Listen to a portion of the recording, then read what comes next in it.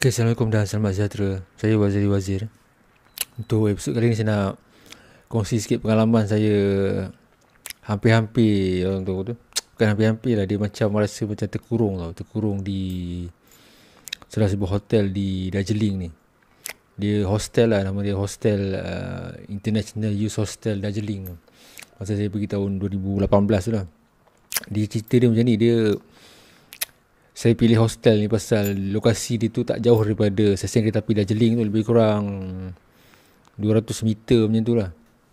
Pengalaman nak jumpa hotel ni pun agak, orang kata apa, menyakitkan tubuh badan lah kan, pasal sesat lah. Sesat tu satu lagi, kawasan Darjeeling ni dia tinggi, dan kalau kita naik bukit ke apa, dia jadi macam nak sesak nafas tau. Kita pun bawa backpack besar kan.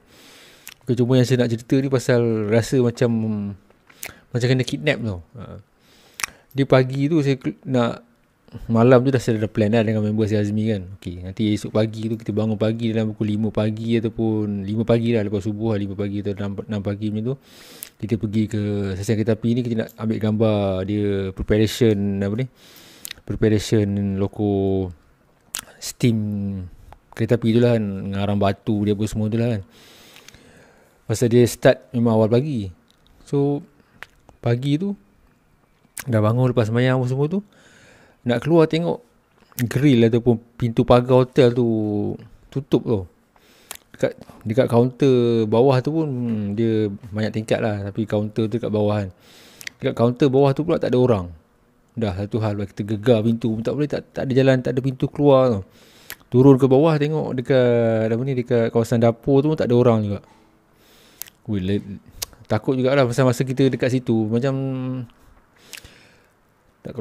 tak ingat tak silap saya lah, macam tak ada pelanggan lain kat situ. Saya dua orang je rasanya, pasal turun kaunter tu memang tak ada orang. Tengok grill dia, pagar dia macam style India jenis apa, tirai yang turun betul-betul ada grill depan tu tutup lagi kan. Memang cuak jugalah. Yang buat cuak lagi tu pasal hari tu juga saya nak terbang ke Guwahati, nak terus ke Nagaland lah kan. Ada flight petang tu lah. So pagi tu memang plan nak ambil gambar dekat kawasan orang sediakan toy train tu lah. Nak sediakan punya arang batu apa semua tu kan. Dekat situ nak ambil gambar sunrise lah kan. Sunrise kat Gunung Kanchenjunga tu. So dah jenuh dah, pusing-pusing tu memang dah rasa pucat jugalah kan.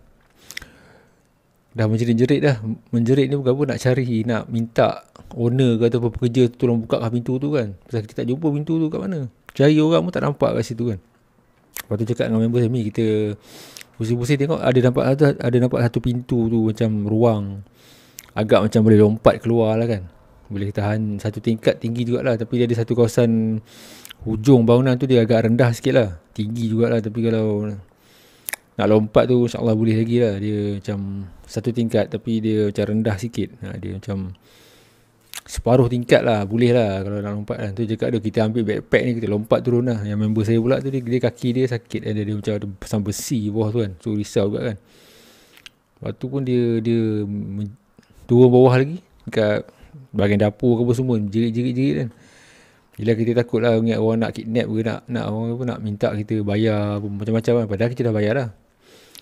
Lepas tu barulah member saya dijumpa ada pekerja hostel tu. Punya dia dah kat mana dia tidur, tak perasan kan. Mungkin dia tidur mati kan.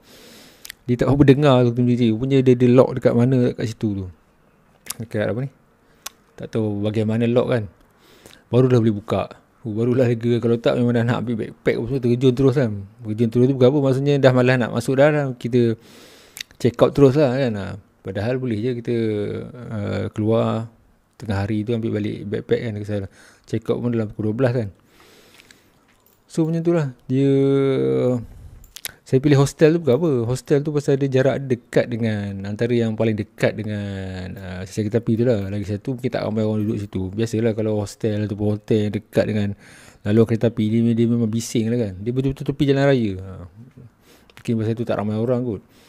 Dan masa mula-mula nak cari tu pun, saya dah tengok map banyak kali dah. Sampai kan masa kereta ataupun 4x4 yang bawa saya daripada bawah tu, Dah lalu dah kawasan hostel tu. Saya ingatkan di depan lagi. Saya cakap berhenti kat depan lagi lah. Rupanya saya berhenti tu lebih kurang 300 meter daripada hostel tu. Pun dah salah baca map kan. Lepas tu dah jalan kaki turun bawah tu. Cari hostel tu tak jumpa juga. Tengok macam dekat atas bukit. Naik lah dekat atas. Sampai nak sesak nafas. Banyak kali jugalah berehat kan. Dia ketinggian lebih kurang hampir separuh Gunung Kinabalu lah. Lebih kurang 2000 meter macam tu lah. Ketinggian Darjeeling. Tempat yang hostel tu lah. Naik atas tak jumpa kan. Tengok. Lepas tu tengok balik map tu barulah nak nampak balik hostel tu. Punya hostel tu memang tak jauh dari saya, tapi dekat bawah je. Tak perlu nak naik bukit apa semua kan. Mengah jugalah.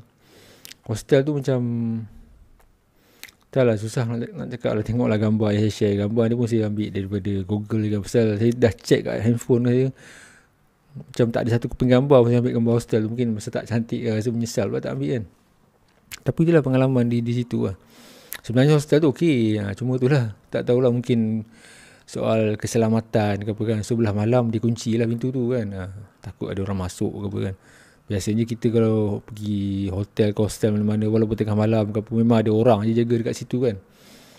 Kalau paling tidak pun ada guard lah jaga situ. Kita nak keluar ni tak, memang dia kunci terus. So pukul 5 tu lagi pun dia orang pun fikir kan. Pukul 5 pagi atau pukul 6 siapa nak keluar, nak pergi mana kan. Bukan ada apa pun. So dia kunci lah, lock lah benda tu kan.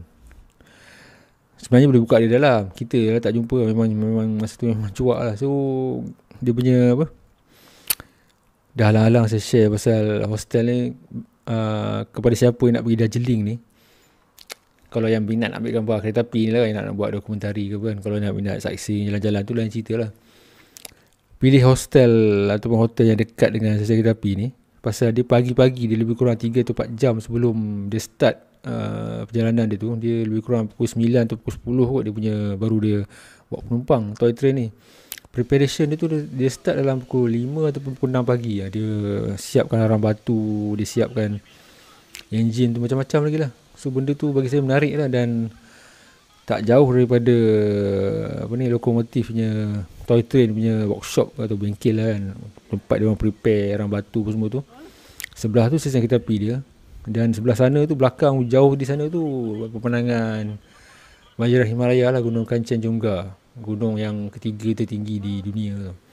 So memang cantik lah pagi-pagi tu. Lepas je kita ambil gambar dekat stesen kita workshop atau bengkel yang menyediakan toy train ni.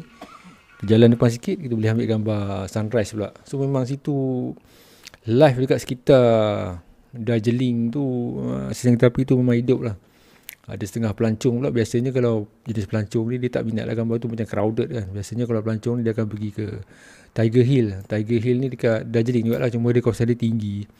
Dan situ lah boleh nampaknya view sunrise Kanchenjunga yang lagi cantik lah bagi dia orang lah kan. Bagi saya nak gambar pemandangan, ada rumah, ada macam-macam kan. Tengok masing-masing kan.